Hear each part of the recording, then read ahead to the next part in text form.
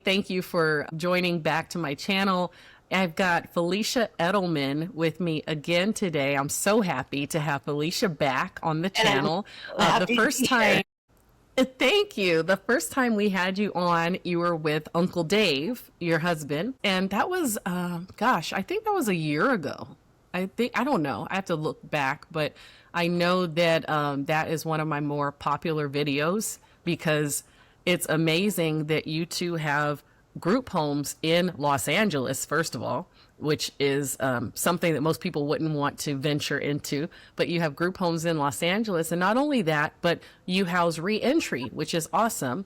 And your group homes earn $1.5 million a year, which is just mind blowing. So I'm so happy to have Felicia Edelman back with me today. Thank you, Felicia. And for anybody who doesn't know you, can you please give us a little bit of your background, your experience with group homes, and also you're a shared housing expert. So I want to hear more about that as well. Absolutely. First of all, Katrina, thank you so much for having me back. I had so much fun the first time. I reached out to you and said, let's do another one. And I love shared housing because not only can you make a lot of money, you can make your own hours. And it's a fun thing to do. And I love working with people and seeing the lights go on in their eyes. But to tell you a little bit about myself for your audience that doesn't know me, hi, I'm Felicia Edelman. And I am a real estate attorney here in California. And one day I had a client that needed some help, and she had group homes.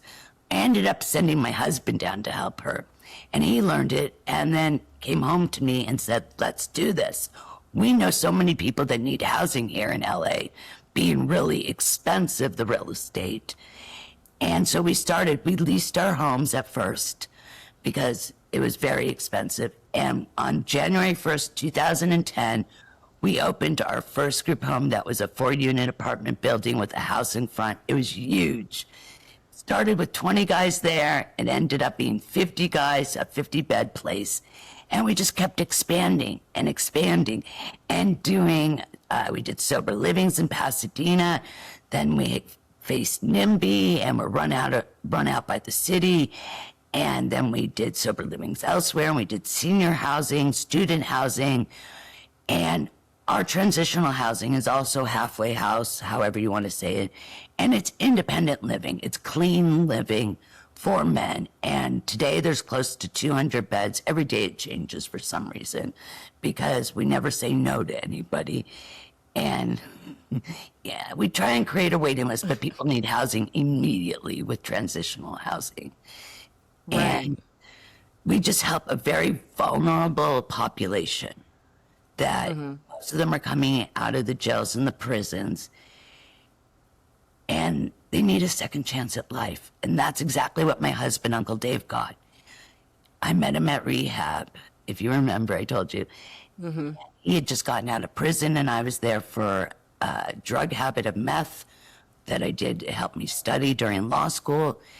And we just fell in love, and it's been 20 years together and 20 years helping. Oh my gosh, I think we've housed over 30,000 people. And Wow. yeah, I wish I kept the numbers better because I know 30,000 for sure, but I would say it's more close to 40,000 to be honest, because of the Wow. trend. Yeah, in the beginning I didn't keep numbers. So one of my pieces of advice for your audience, keep your numbers. Know how many people come and live at your place because you will need that as evidence for funding, which I know you want Right. to speak about today. So Yes. that's one of my regrets that I had. And I wish I had a mentor Right. in the beginning too, or a coach to tell me those things because, wow, it could have helped me, could have made my life a lot easier having those numbers when applying for Right. grant funding. Awesome. Awesome. So, getting into the funding, a lot of people come to me as a group home coach and ask me about funding. And that's something I don't know about. I don't know how to get funding for a group home, whether it's a for-profit or a nonprofit. My business is for-profit, and I cashed out my retirement so that I could start my business. Ouch. Yes. So, well, I had to do a lot of renovations and things like that. It was kind of a horror story, my first home that I bought. But you, I know, have a lot of experience with finance, with funding, especially for group homes and nonprofits and for profits. So, can you start off with telling us what are some of the funding options that are available for someone who's a brand new operator with no track record? Where do we Okay, start? absolutely. Where do you start? Well, let me first explain the different types of funding that are out there so you have the overall picture, and then we'll narrow in where it's best to start if you're a beginner. So there are grants out there. There are grants for profits, for profit companies, and then there are those for nonprofit. There's also foundations that have money. They're private foundations and public foundations, which is like a group of people who get together and put their capital together and use it to help nonprofits mostly. Okay. And then there are government contracts. There's contracts at the county level, normally at the state level, and at the federal level. Okay. Okay. On top of contracts, there's also programs, such with your county, state, and city, where you can get funding, automatic funding from the county department. For example, I would tell everybody to go to their Department of Social Services and find out if there's a housing program there, your county social services, or your mental health county, your county mental health, behavioral health. Every county kind of calls it a little different. So I'm using what LA calls it. However, it's similar in whatever county somebody is in. So social services, mental health, behavioral health, health services, that's a huge one I'll have to get to also. But the social services here in LA, and I suspect, and I know in other states, does have a housing program where they pay somebody's rent for 6 months at least. Whoa. And our guys Okay. know how to work the system and get paid for years. Don't ask me how to work the system. But they Okay. do. And if you happen to be in Los Angeles, I'll tell you, it's called the Housing Subsidy Program, also known as the Pilot Program, just to help the people in LA. And Department of Social Services runs it. You need to get on their list. Okay. And that's what and talking about lists, one piece of advice that I really highly recommend everybody do is to get on subscriber emails with organizations and county governments in your area, because then you get sent these emails with information about funding opportunities and grants. So I tend to sign up for too many subscribers and everything, but I know about everything and I'm not missing out. For example, I signed up with the Department of Economic Opportunity of Los Angeles, and they have a holiday grant, which was like $5,000. And all I had to do was put in our name, our organization's name that we're in LA, and agree to shop local. And we got $5,000 for doing that. Wow. So Wow. you to know whatever county departments your county has, get on their email list so that you get their email newsletters. And it's quite shockingly how many grants are out there, how much funding is out there. Then there are like coalition organizations that send out funding opportunities. I have, off the top of my head, I'm in a Google group of LA Reentry, and they always send out funding opportunities. And then there's the Los Angeles LARP, it's called Los Angeles Reentry Population Group. It's an alliance of nonprofits that house, or not just house, but do anything with the reentry population. And every month they'll send out a list of grants and funding that normally. So, yeah, you had a question? Do you have to be a nonprofit though to get these grants? Some of them, yes. Most of them, yes. There are, for example, grants for profits. I know Verizon Business has a for-profit grant for $10,000 that you can apply for, and all you have to do is Verizon is basically has a bunch of mentors and training courses that you can take online, and you have to take 2 of their training courses. And after you take the 2 of them, then you apply for it. And I've known of for-profits that have got this 10,000 grant, and it's easy. So I would tell you as a for-profit to go to the Verizon website and apply for, take 2 of the courses on your own time, whatever it takes, maybe less than 2 hours, and then apply. Okay. I mean, and that's So how a lot of other, grants, I'm sorry. cut you other off. Go ahead. for-profit grants, corporations I would look to, Okay. Okay. like Starbucks, Sony, Google, Facebook. They all have Okay. grants. But nonprofits tend to get favored because they are helping, they're a social service. They're helping Right. the community. So Right. organizations, just like attorneys have pro bono hours where we have to give free hours to people, we don't have to, but it's highly recommended, and I do, to the community.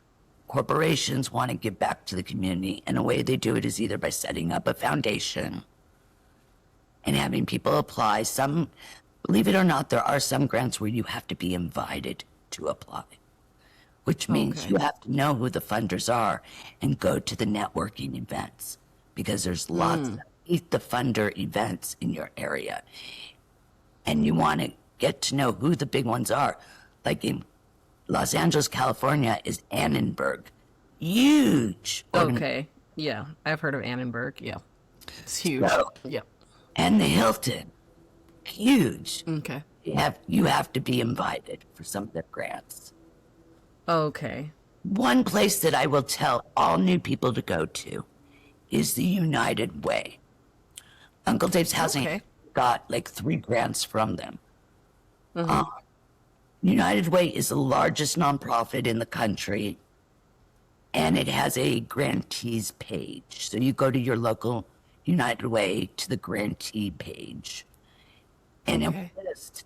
Now, the way grants work is they have an opening date where you can start applying for it, and then they have a closing date where the grant is due by. And Okay. they're repetitive yearly. So like there'll be some grants are open for a little bit each year, and then they come back the next year and the year after that. Okay.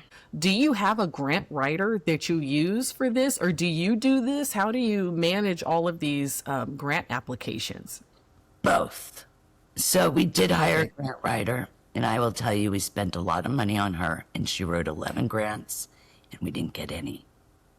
Oh, So Not you have good. to be careful who you hire, correct? okay. She was too much of a boilerplate grant writer. So even before you apply for the grants, I mean, I almost want to back you up for a little bit. As a nonprofit, you need to be what's called grant ready, which means Okay. you need to have your documents in place. You need to make sure you're in compliance with everything. You may need to get certain documents, such as like certificate of good standing from the state.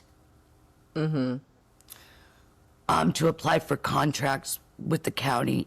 County has a process where you have to first get approved to be, it's a master agreement, or known as, in LA, it's known as request for RFSQ, request for solicitation qualifications. And Okay. all it is you're getting qualified to apply for the grant. So first you have to qualify with your local government. To even apply. Right. And then on top of that, Okay. you have to apply to each department. So there's one in LA for mental health, for health services, for behavioral health services, for justice care opportunities department. So it's a lot of work. And Yeah, this sounds like a full-time job. it can be. And that's why you can hire people, you can even hire VAs. Once you do one master agreement, the RFSQ, hire a VA to copy it and do it for each of the departments. Okay. Okay. I That'll like make that. your life easier. Yes. And then when they get funding, they get it's called a request for RFP, for request for Proposal? proposal. Thank you. Okay. So that is the actual solicitation, the contract application, the application Okay. to get the contract with the county. Now, when Okay. you contract with the county, they are very lucrative contracts. The government pays a lot. However, they also have very strict programs that you have to follow and a lot of reporting requirements. So just because you get the money doesn't mean it's all smooth sailing. Then you have to do the reporting, use their reporting software like a CRM, customer relation management software. So of the grants that I've written, I really haven't counted. I would say I've written 7 or 8 and I've gotten them all. I'm a good writer. Oh, okay. So you're a grant writer. For Uncle All Dave, right. I tell all my clients, I say, I will get you grant ready. I'll get you a boilerplate proposal for a grant. But either you're going to have to write it yourself or find somebody else because I don't like being under pressure in the deadlines. Yeah. Because some Got months it. grants Okay. you get a short deadline, 3 weeks to submit it. And I don't, in this point in my life, I don't want that pressure. So I write grants when I feel like it. Okay, nice. I don't know why that's Felicia, you had mentioned that sometimes organizations will pay for the people to live in your house, in your homes.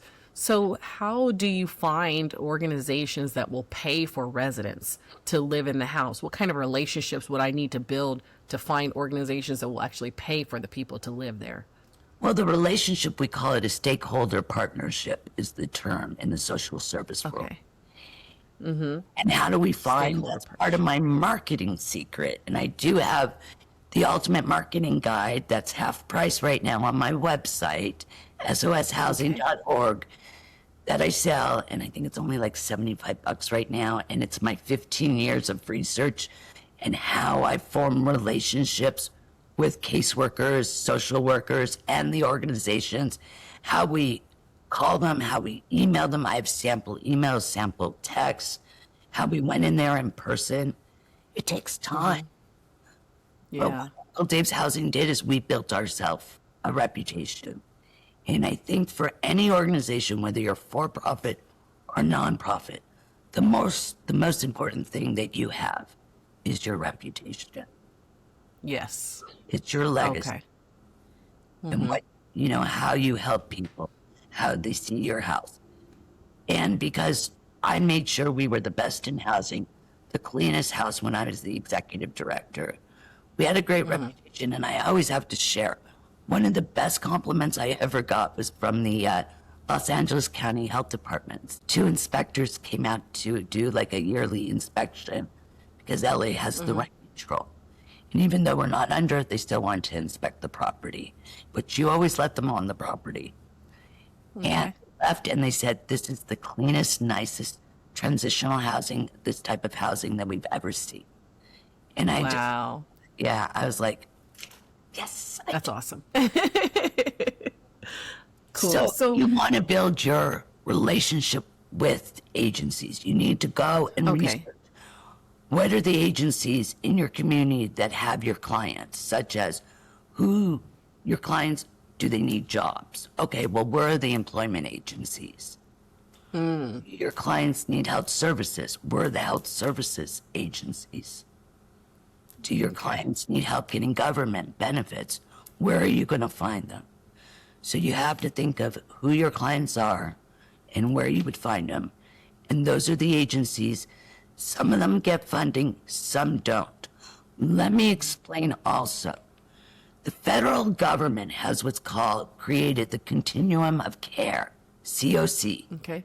COCO. Yep. And it is a law that mandates every county needs to have a plan to solve the homelessness issue in their county. Okay. And from that plan, from that law, is all the funding that gets siphoned down to the county level. And the county then has that money to do with it as it pleases.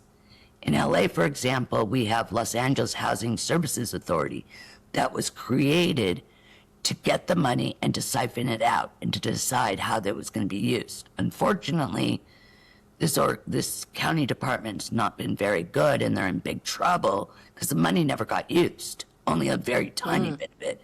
I mean, there were millions upon millions left on the table, never used.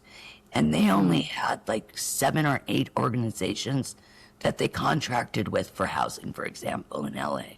Yeah. Something's wrong. I think I saw that on the news. Yeah. It was a I mean, Yeah. they went through a different executive director every year for 7 years. And because of it, they created another department. I guess that's the government's answer to their problems. Let's just create another department to resolve this issue. So now there's a prevention unit. Department. And it's Wow. one after the other. And it's a matter of being on their subscriber list. It's called the listserv.gov, LISTSERV, and finding that's the information for getting the county contracts that are very lucrative. I mean, they pay $2,000 to $4,000 per bed in a shared room. Wow. Whoa. Okay. Remember, only 7 or 8 organizations got it because you know why. Yeah. I don't have to go there. So it sounds like there are definitely benefits of having a nonprofit versus a for-profit when you look at the grants that are available if you have your business set up as a nonprofit. Absolutely. After you get your state entity formation done and you get your corporation number, go do the 1023 application. That's the form to become a 501c3 nonprofit. And you fill it out, you submit it to the IRS with all the attachments. And it takes about 6 months for them to approve you, but it's worth it. Yeah. Also, as a nonprofit, not only do you get access to these grants and ability to apply, but you get a lot of discounts and specials, such as Google Ads. You get $10,000 worth. We get Microsoft Office 365 licenses for $5 a month per person. Yeah, so my husband has a nonprofit because he has a church, but and I've seen some of the benefits of having a nonprofit, but I also see that you have to have board meetings and things like that. Do you really think it's worth it to have the nonprofit versus the for-profit? Well, there's organizations that have active boards, and then there's ones that have passive boards. When I was the director, we had a passive board with an active president, and she would give me guidance. And that was basically, but she let me have the reins and put the power and gave me the power as the executive director. And they would have quarterly meetings. Yeah, they met quarterly, I had to remember. Okay. And they almost met by semi-annually because it was my fault. I didn't keep them that involved as much as I should, because a board can actually be very beneficial to a nonprofit. They can help, first of all, think about who you want to be on your board. Get people from different areas, maybe a lawyer, maybe an accountant, people who can donate services to you. And there you have your board that give you advice and to basically okay everything. Because nonprofits should be run by the boards. However, yeah, that's what I don't like about it. It's run by the board. And so for a control freak like me, I think that I need to stick with the for-profit. But I don't know, you might change my mind by the end of this conversation. You have to know who you want on the board. And because you are a founder, when it's a founder-led organization, the board will tend to defer to the founders. Right. Then I've seen nightmare situations. I told you how David and I met in rehab. So this lady, Harry, created the rehab, and she married this guy who became the rabbi because it's a Jewish rehab. Together they created it, and they had a board, but they got money hungry and they got really big. I mean, they would get $1 million anonymous grants for all these big time LA people. And it got so bad that the board kicked him out of the business and doesn't even let them back on property. Wow. So Yeah, you that's can have boards that backfire against you. Know who you're putting on your board. yeah, yeah. And I form guess the I board. guess it could be. I do see the benefit because of all the grants that are available for nonprofits, and it is just a little bit more administrative work to have a nonprofit because there are the different requirements that you were talking about, the documentation you need to have in order. And I'm not afraid of admin work, but yeah, okay. I have something to think about now. Well, also with nonprofits, like mentioned, the discounts. There's so much like free AI. I mean, there's just so many discounts, not having to pay tax at Home Depot, at Walmart. Walmart has a nonprofit program that where you can get interns or volunteers, and they pay you $7 an hour for every volunteer hour you use. So you're Wow. paid for a volunteer. Yeah. Wow. Okay. There's a So lot. going back to the funding for different group home companies and organizations, what's one funding strategy that you've seen that works consistently, but a lot of group home operators just don't know about or they just overlook? Besides the grant readiness, you need to make sure that your mission aligns with the funders, what the funders are seeking. You have to look at the grant and say, here's a grant. What are they seeking to do? They want a creative way to resolve a health issue. So you have to come up with a creative way. And does your mission fit into that? Housing and health happen to be tied together. One's housing stability is related to their health stability. So there would be a crossover there where it would match the funders if they're seeking an innovative health project to basically award funds to. So that's Okay. really important, is your mission needs to align with the funder's mission. Okay. Okay. So if someone, you had mentioned being grant ready and having your documents in place and making sure that your mission aligns. Let's say there's somebody who somebody watching this wants their home to qualify for funding. And what should they do? Like, is there a plan of what they should do in the next 30 days to get themselves ready to be available for funding? You know, I have a grant ready checklist that I'm just going to kind of go over with your audience so they can Oh, have an idea of what. okay. And then if you'd like to, I can share it with you. And if they email you, you can send them a copy of the PDF. Sure. Yeah. That sounds great. I can offer it to them. So, first of all, they're going to want to have all their organizational background stuff put in place together, like just the basic address, web address. They want to write a little history of their organization, how it became, why it was founded, what problem it's solving or what it seeks to solve, and the year it was established. Then you want to have a very clear, short, brief mission and a vision too, how you see the future, how you, if in a perfect world, how your organization would fit in. And you can also do like a value statement. And I have samples of all these in my library and everything. And also your area, and know every area also has, like in California, service provider areas. So you have to know your area, where service provider area sits. Okay. And like, cause it may be called a district or a zone district. There's different names for it, but you have to know these things about. And then you have to have your tax documents, which is your tax exempt letter that you got from the IRS saying, doesn't say congratulations, but it says you've been approved to be a nonprofit. That letter Okay. is golden. So you want to keep it in a Okay. safe spot. And then your taxes, you need probably 2 years of taxes unless you're a new one. A lot of grant programs you can't apply until you've been 2 years in existence. Some Oh. you can. And there's two Okay. types of taxes for nonprofits. There's the 990s and then the 990 easy. The only problem with the 990 Easy, and it matters as to funding, you can't receive a grant more than $50,000 your first 2 years if you file a 990 Easy. So a lot of people don't, Okay. because I'd hate to see somebody Yeah. go through the whole thing and they had filed 990 Easies for taxes and not get the Oh, $1 million grant they got. wow. Okay. Yeah, important.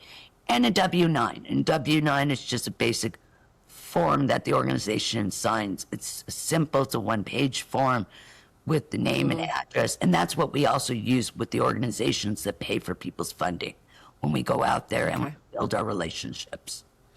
Then you're going to need your governance documents, such as your board of directors, who they are, what their affiliations are, like usually their work is their affiliation. Okay. An organizational chart you need, the board of directors, executive director, the staff, and how it goes down to the volunteers. Just Okay. how your organization is. And Yeah. if you have a strategic plan, it's very helpful. And then also you want to have your articles of incorporation that you use to file for your state entity. Okay. This is all amazing information, by the way. Really? This is I awesome. take it for granted and don't realize that. No, yeah, this is a wealth of information. This is just, that's why I want to do a whole one on how to become, because to apply for federal grants, you have to go through a whole process before you can even apply, just like at the county level. You have to do that Okay. master agreement. At the federal level, you have to go to sam.gov and register with sam.gov. And it wasn't easy for me. I had problems. I had to redo it. You Okay. have to notarize a letter, I Is remember. I thought that was for getting a government contract. That's for the grants too? That is. Well, yes. okay. Any type of federal grant or contract. Oh, okay. Okay, because I used to work in the federal government, and I remember that sam.gov. When somebody wanted a contract with the government, they had to go through sam.gov and make sure they registered first. And it was a lot of layers of bureaucracy Well, to get in there. Well, let me tell you too, because that's what we really should do a webinar on. Yeah. Sam.gov, because in order to get state and a lot of county grants and contracts, you need to be registered federally with sam.gov. Okay. So I can't say it's just to get federal contracting grants. It's also to get local grants. When you're dealing with the okay. government, it's not easy. Just remember that. Right. And Yeah. then they require forms such as automatic deposit payment forms. So if you switch bank accounts, you got to remember, I got to go fix that with the county. Yeah. Yeah. Okay. Wow. Then- Was that the end of your checklist? I'm sorry, I cut you off. No, not even. So Oh. Okay. let me just quickly go over some and then we'll. Okay. No, keep going. Keep going. So you're going to want to be able to explain who your target population is and what your current programs or services are and how many people, this is where the evidence comes into play, know how many people you served in the past couple of years. How many full-time employees you have, part-time employees and volunteers. It's a whole form I do with my clients. Then you get your unique entity ID. That's the result. Okay. Sam.gov, by the way. Okay. Uh-huh. In California, and then we also needed a certificate of good standing with California State, which you need Yes. with your own Secretary of State in each state. Copy of your bylaws. You're going to need bios for your staff. Who's your staff? Then you need to write out the board roles. What is the role of the board, and what are their job descriptions? And grants want to know what percentage of the board gives. A lot of boards are mandated, I shouldn't say forced, mandated to give to the nonprofits they serve. And they just, Okay. then there's policies too that you may need, such as a conflict of interest policy, a anti-discrimination policy, anti-harassment, anti-terrorism policies. So that's the main juice of being grant ready, which is hard sometimes. than applying for the grants. Because once you have your boilerplate, once you've written a grant, you can tweak it to fit another grant. Right. Yeah. So all the stuff you just mentioned, that's the hard part. And then you can take that and then tailor it towards whatever grant you're applying for. And that's like, for example, we got 3 United Way grants. That's what I did. You know, one was for the back office staff, one was a capacity grant, and one was because we're in a training cohort with United Way that came through. We just had to write up what we learned and everything. And I was able to use the writing from the first one, the training one, for the back office staff one, and the other one. So we were able to get all 3 grants, which I mean was a good chunk of money. And then we also got another one, ESFP for food, to give food for people in the houses. So there's a lot of, and then we didn't even talk about where to find, because I'm seeing the time. Boy, I can talk a lot, can I? No, this is great. Where to find the grants. Besides signing up on everybody's newsletter, you can look up big corporations. Grants.gov is the federal. Okay. And then there's this, like every state will have a portal where they keep the grants. Okay. And you can look up foundations, but do an area search because they tend to focus on certain areas. One foundation will give to New York, or the East Coast. Another one will just give to Los Angeles area.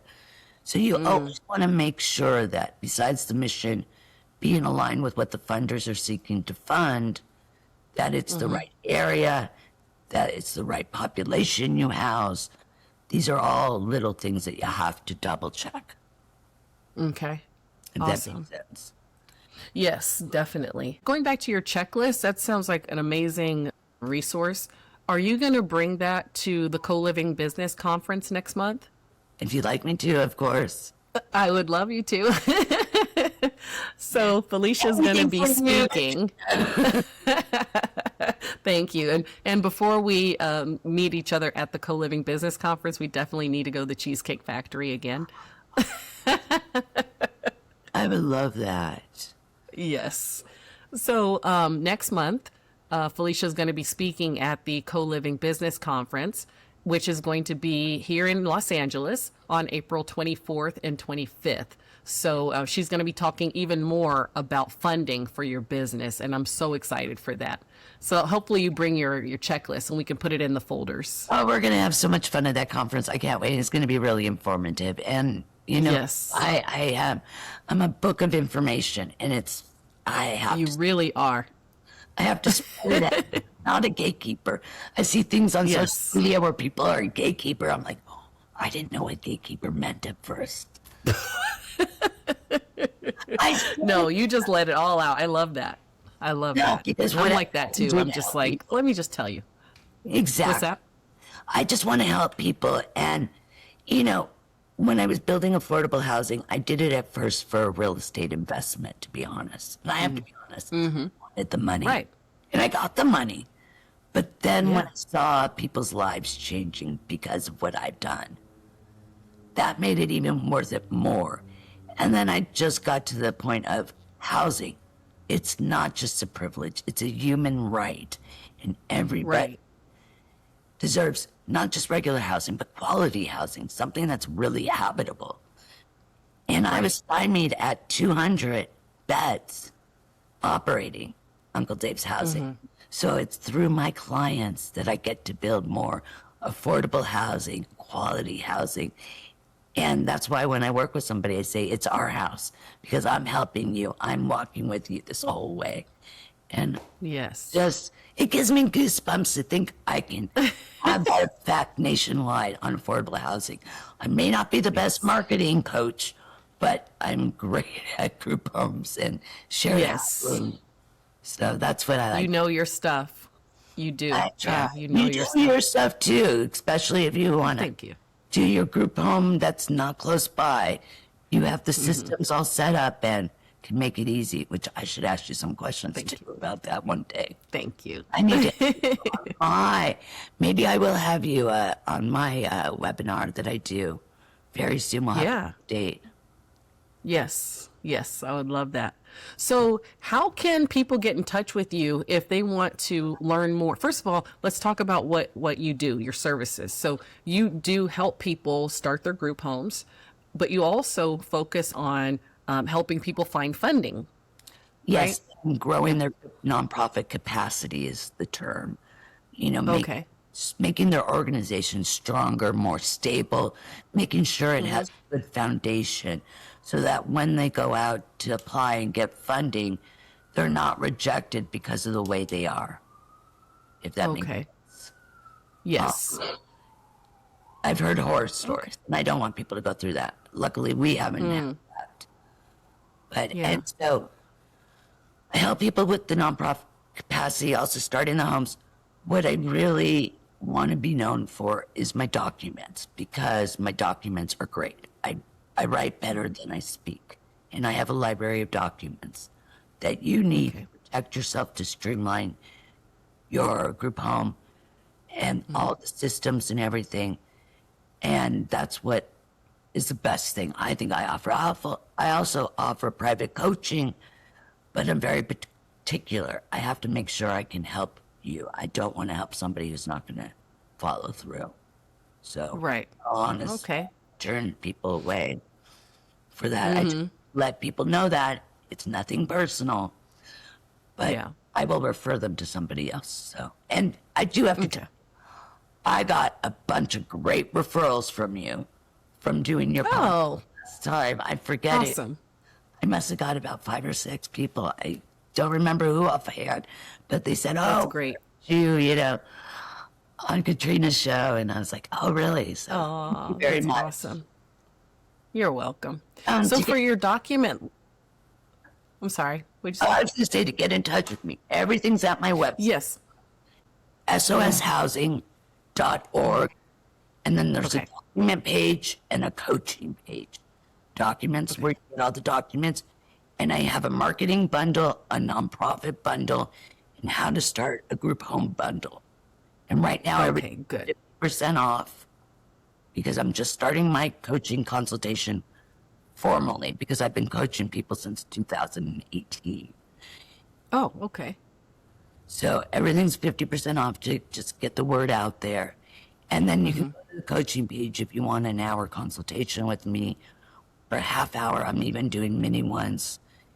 And if you really want me to do the whole spangle thing, I can help you. I have a coaching plan for that too.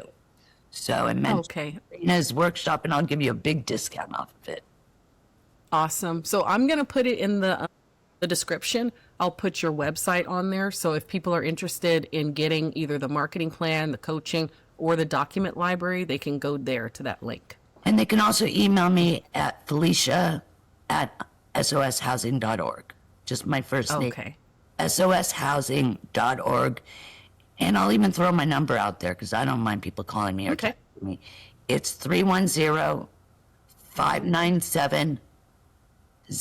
310-597-0666. Do this again, but I'm going to have you on my webinar next time because I want to hear all about Yes. how you do it from afar.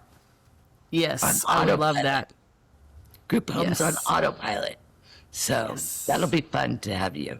So Yes. thank you so much. Thank you, Felicia. All right. Thank you.